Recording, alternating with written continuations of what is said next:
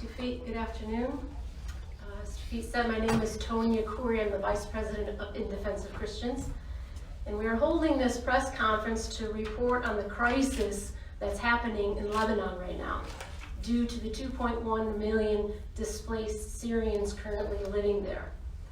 Lebanon hosts the highest number of displaced persons per capita in the world. I'd like to give you, if you allow me, a brief history of the Christians in Lebanon. The Christians in Lebanon suffered hundreds of years of persecution under the Ottoman Empire, with over 250,000 Christians dying from famine, due mainly to food blockades around the time of the Armenian genocide, resulting in a massive wave of Christian immigration at the end of the 19th century and beginning of the 20th century. The Christians regained their rights in a shared and balanced government at Lebanon's independence in 1943. Lebanese Christians enjoy the greatest religious freedom of any Christian community in the Arab world, and they participate at the highest level of the government and the military. However, the Christian population in Lebanon is declining rapidly from disparity in birth rates and continuous emigration due to war and economic hardships. Lebanon is a unique country in the region as it is a truly pluralistic country, holding on to a delicate and fragile balance between Christians, Muslims, and Druze. And many times throughout Lebanon's tumultuous history, friction between these various religious groups as well as regional interference has grown into conflict and war. Most recently with the Civil War that started in 1975 and lasted 18 years. In 1976, the Assad regime invaded Lebanon and inaugurated a 29-year occupation. Syria ruthlessly occupied Lebanon for 29 years, and it just only ended in 2005. Then in 2005, thankful for their freedom, the Lebanese blossomed and the nation worked to put the conflicts behind them. Then in 2011, the outbreak of the Syrian crisis led to a steady stream of displaced Syrians flowing into Lebanon. And in 2018, now the total number of displaced Syrians living in Lebanon has reached 2.1 million. This is half of the Lebanese population. These Syrians living there pose a threat to Lebanon on three fronts: economic, political, and security. I want us all to keep this in mind about Lebanon. Lebanon's total size is 10,452 square kilometers. To put this in perspective for our American friends, Lebanon is approximately 4,000 square kilometers smaller than the state of Connecticut, with a population of 4 million. So again, the 2.1 million displaced Syrians equals more than the 50% of the entire population. To put this in context, the population of Washington, D.C., where we are right now, is a little over 700,000 people. So it is like adding an influx of 350,000 people to this city. If we can think about that for a minute, think about what an influx of an additional 350,000 people would do to the hotel or the hospitals, to the infrastructure, to the school system, to the workforce, to the housing, etc. Now add in an element of a delicate demographic balance living in Lebanon, and you have the makings of a disaster. Not only for the Lebanese people, but also for the displaced Syrians. An influx of this proportion with a prolonged presence and no end in sight is unsustainable in any country, and even more so in Lebanon, with its many challenges stemming from an incomplete recovery from a long civil war and constant foreign interference. So where does Lebanon stand today? I'm going to review some points from the reports you have in front of you. The actual Syrian population in Lebanon is 2.1 million. 56% of these displaced Syrians living in Lebanon are below 18 years old. 70% live below the poverty line. That's less than $4 US American dollars a day. 73% of the displaced Syrians do not hold a legal residency. So even though the total displaced Syrian population is over 2 million, only 949,000 of these have registered. 79% of the displaced Syrian births did not fully complete the registration process. But what do these unregistered births mean? It means in addition to the nearly 330,000 stateless displaced Syrians, babies are being born every day that are stateless. And as Tufik said, this is the most important point that we need to address in the country in the near future, is these stateless displaced Syrians, because they will settle in the country where they are born, deeply modifying an already fragile social, political, and religious balance.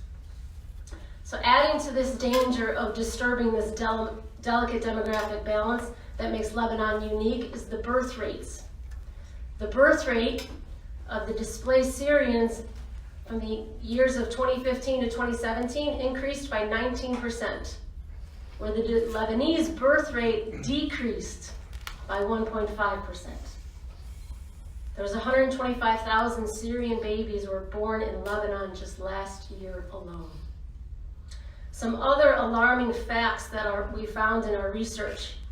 The displaced Syrian influx has increased the labor force by 30%.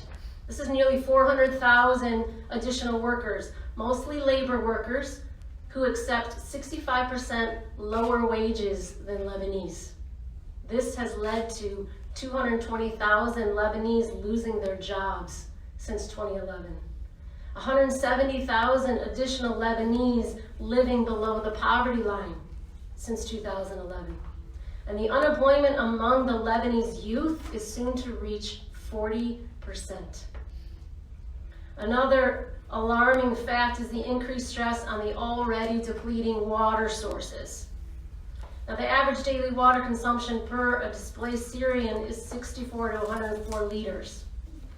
This faster deterioration of water quality has led to the introduction of new diseases, because only 8% of the consumed water by the Lebanese residents and the displaced Syrians is treated. And the yearly estimated impact of this is $586 million. The crisis has also increased the demand for public health services by 40%. A little over 1,200 primary health care facilities and 50 hospitals are available to all displaced Syrians, whether registered or not. Almost 83,000 referrals were financially supported by the UNHCR in 2017, 60% of which were pregnancy related. This is for an amount of $53 million. So this yearly estimated impact on the public health services is $70 million US. Then there is the issue with electricity. The displaced Syrians' demand is 25% of the total national production, and 45% of the displaced Syrians' households are illegally connected to the power network. So this yearly estimated impact is $333 million. Then there's the increased burdens on the public school system. 36% of the school-age displaced Syrians are enrolled in the education system. This has doubled the number of students in public schools, forcing second shifts and hiring of an additional 13,000 teachers. This with a yearly cost of $25 million a year. And because of this strain on the public school infrastructure, 66% of the public schools need renovation due to damaged equipment and a shortage in water and sanitation structures. This is a yearly estimated impact of $350 million US. Now, it is prudent to state that Lebanon is grateful for the financial assistance it has received from the international community, because if it did not receive those funds, the situation would be much worse. However, the funds received from the international community barely cover the cost of the basic needs of less than 700,000 registered displaced Syrians out of the 950,000 that are registered, leaving Lebanon bearing the burden of the remaining Syrians across all sectors. Lebanon receives 48% of the funding that is required. However, in 2018, the Jordanian government received $1.13 for each dollar delivered to the displaced Syrians, versus Lebanon, Jordan received $1.13. Lebanon received 13 cents for every dollar delivered to the displaced Syrians. The average yearly received funds from 2013 to 2018 per registered displaced Syrians per capita was $1,100. So the Syrian crisis has lowered Lebanon's average GDP growth by 2.9% per year. That means $18.1 billion between 2011 and 2015. So in just 4 years, Lebanon has lost $18 billion from its GDP. And then one final point of the study, when we were surveying the displaced Syrians, and Tufik mentioned this as well, 89% of the displaced Syrians have the intention to go back to their homeland. 89%. But 86% do not intend to return in the near future for security reasons, including fear of the military service, lack of shelter, and lack of livelihood opportunities. We are here today because we are asking for Lebanon, for the international community to get involved. Now, it's true, like I said, that it would be much worse if they were not involved. They've been supporting the Lebanese government by providing substantial humanitarian and financial assistance. And without that, the Syrian crisis impact would be far worse than it is now.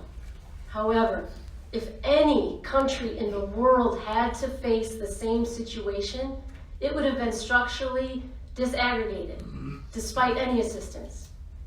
Throughout its history, Lebanon has been confronted with so many existential threats that resiliency is carved in its DNA. But resiliency, like anything else, has its limits, and they cannot be stretched forever. We plead with the international community, including the United States, to assist Lebanon in dealing with this crisis before the damaging results are irreversible. Thank you.